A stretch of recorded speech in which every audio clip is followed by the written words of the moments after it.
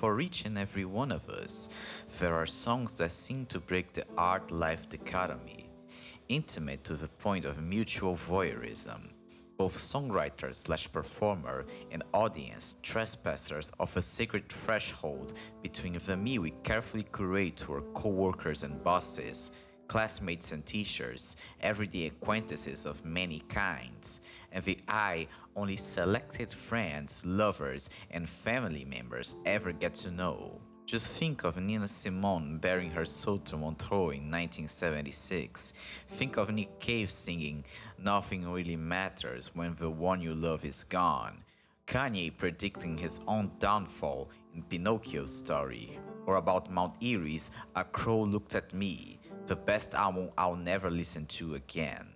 Doesn't a part of you feel ashamed for accessing battle scars of people you don't know? Doesn't a part of you hate the fact that someone you never met spoke of your own troubles better than you could?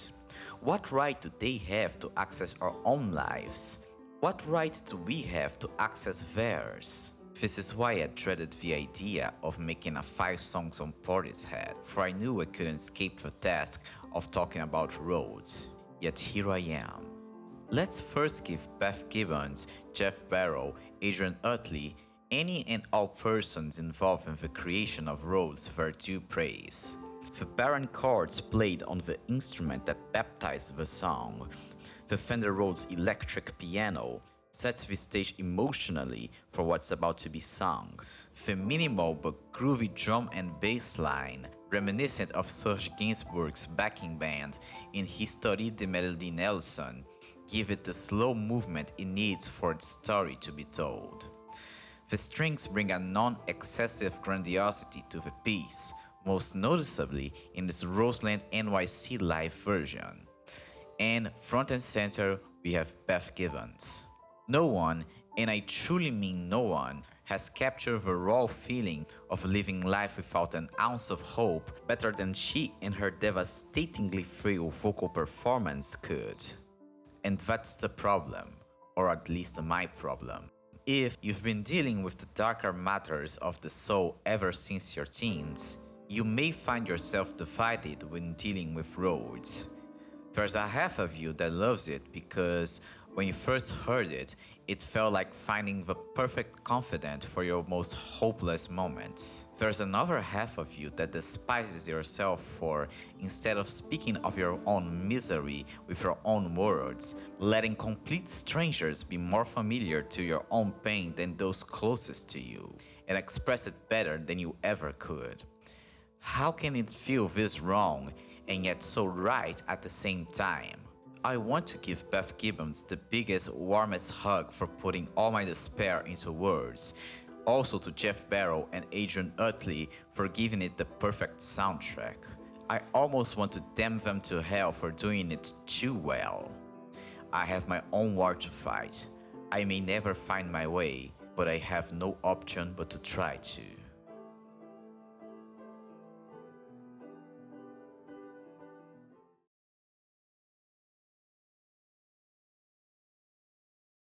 As condemnatory as it may sound, I truly believe that Portishead's self-titled is one of the most wretched, cursed, violent musical works of these past 100 years.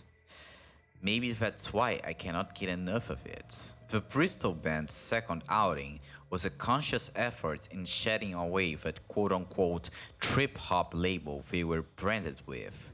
Music sold as a means to decorate dinner parties, smoke sessions, and, pardon me for such Britishness that isn't mine, shagging.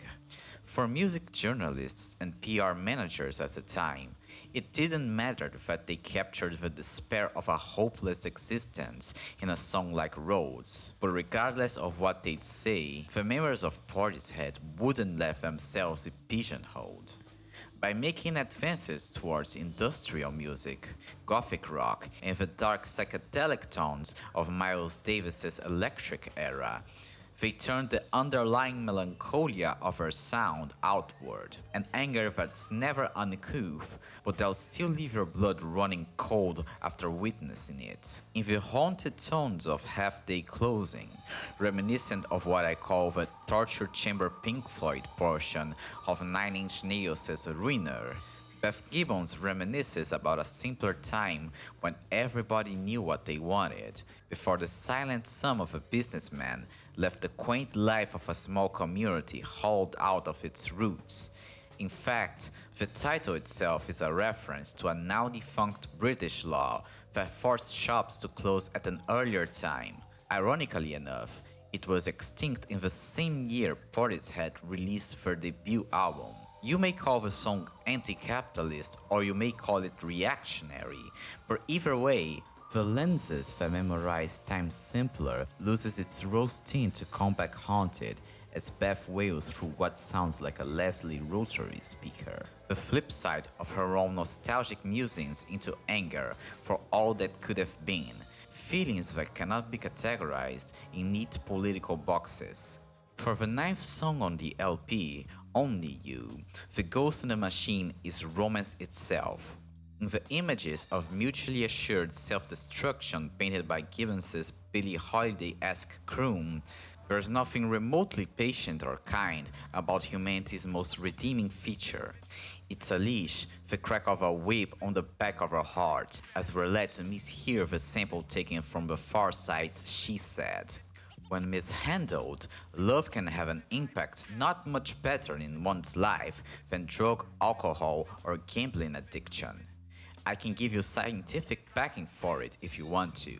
But no matter how much we may rationalize its irrationality, no matter how conscious of its trappings we may judge ourselves to be, we could never fully be immune to love.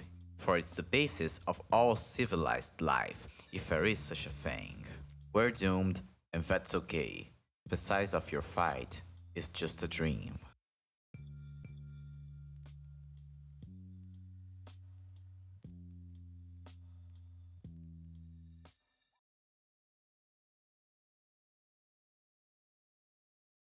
With the exception of It's a Fire, a song originally not present in the European release of Dummy, and Beth Gibbons' work with Rustin Man in Out of Season, the pastoral krautrock of the rip may seem like the first true moment of hope in Portishead's repertoire, and as comforting as it may sound in its combination of imperfectly finger-picked guitars, analog synths, and motoric beats, the symbolism carried in its refrain may reveal something far more profound if we let ourselves follow it. In the first verse, instead of describing herself or her own feelings, Beth first focuses on a woman centered and tall in her vicinity. As she hesitates once more, her awkwardness instantly reminds the vocalist of her own insecurities and bitter feelings, of wishing love was a constant rather than a flowing entity. As the chorus arrives, we're presented to the song's central symbol, a wild white horse. Taking a speedrun tour of human mythology, a large host of white horses can be found. First Pegasus, born out of Medusa's blood after she was decapitated by Perseus. In Hinduism, there is a seven-headed flying horse ridden by Indra, king of the Devas. In Welsh mythology, Rhiannon is the manifestation of horse goddess Epona. In the Book of Revelation, Death rides a pale horse, but so does Christ, leading the army of heaven on a winged specimen during the end times. There is no indication of the song's character being Christian, Hindu, or just a great enthusiast of worldwide mythology. She may interpret white horses as a symbol of transcendence and purity, or, much like the Deftones in their third album, of hedonistic escapism. In fact, she may not be thinking about what it represents at all. Like any other recurrent, universal symbol, the simple act of mentioning it, especially in the rather wistful context of the song, hits the listener on a level that bypasses the need for intellectualization. After all, haven't we all felt disappointed and sore for the riddles we've been fed? The transcendental yearning for escape of a rip comes to naught, leading to the most bitter of confrontations in the mirror by our frontwoman. Gibbons thought she saw a savior come her way, but the warm illusions created by the part Leonard Cohen, part Kraftwerk sound of a rip falls apart in Machine Gun, now replaced by a cold, mechanical, unloving industrial march that leaves the vocalist to her own devices harmonically and emotionally.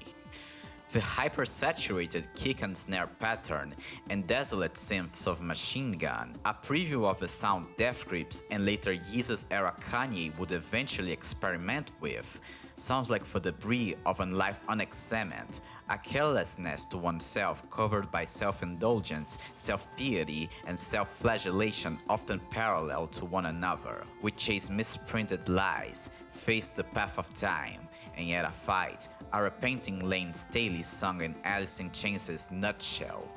You can almost hear his ghost take hold of Beth as she decries, "Hearing my reflecting, what more can I say? For I am guilty for the voice that I obey, too scared to sacrifice a choice chosen for me." Pain is infinite and ever interchanging in its host bodies, but we carry on regardless.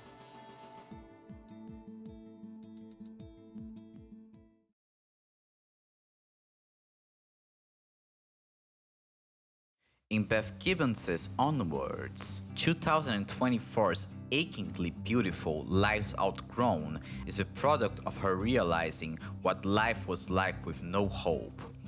And that was a sadness I never felt. Before, I have the ability to change my future, but when you're up against your body, you can't make it to do something it doesn't want to do. It isn't that her previous work with Portishead didn't show an intimate knowing of hopelessness, but with the added weight that age, particularly for women as menopause arrives, as herself stated, and 10 years of losing people near and dear to her, a change in perspective was imminent. But no matter how bleak it gets, as she sings in the album's Closer, whispering love, leaves of our tree of life, where the summer sun always shines through the trees of wisdom, where the light is so pure over the summer sun, moontime will linger through the melody of life's shortening longing view. If, even at the twilight of her years, the woman who once wrote roads found beauty in the contradictions of life, the frailty of a flesh against the eternity of a soul, maybe there's hope that, if we too take life for what it is instead of endlessly wallowing in its lesser sides, love will come whispering through the trees for all of us.